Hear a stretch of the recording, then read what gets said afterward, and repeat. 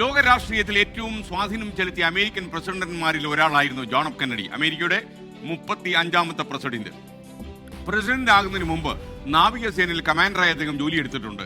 രണ്ടാം ലോക മഹായുദ്ധകാലത്ത് സോളമൻ ദ്വീപുകളിൽ നിലയുറപ്പിച്ചിരുന്ന ഒരു പെട്രോളിംഗ് ടോർപിഡോ ബോട്ടായ PT-109 നയിച്ചത് ഈ ജോൺ എഫ് കെന്നഡി ആയിരുന്നു. 1943 ഓഗസ്റ്റ് 2 ഒരു ജാപ്പനീസ് ഡിസ്ട്രോയർ ബോട്ടിലിടിച്ച് അത് രണ്ടായി പിളർന്നുപോയി. 2 സൈനികർ കൊല്ലപ്പെടുകയും ചെയ്തു. കെന്നഡിയും 10 പേരും മാത്രമാണ് അന്ന് പരിക്കുകളോടെ രക്ഷപ്പെട്ടത്. മുതുകിന് പരിക്കേറ്റിട്ടും കെന്നഡി ഗുരുതരമായി പൊള്ളലേറ്റ ഒരു സഹപ്രവർത്തകനെ ലൈഫ് ജാക്കറ്റ് സ്ട്രാപ്പ് മുറുകെ പിടിച്ചുകൊണ്ട് മണിക്കൂറുകളോളം നീന്തി ഒരു ചെറിയ ദ്വീപിലെത്തിച്ചേർന്നു. പ്രതീക്ഷ അറ്റുപോകുന്ന നിമിഷങ്ങളിലും കെന്നഡി മറ്റുള്ള ആളുകൾക്ക് പ്രത്യാശ പകർന്നു. മരണത്തിന്റെ മുൻപിൽ നിൽക്കുകയായിരുന്നു അവർ.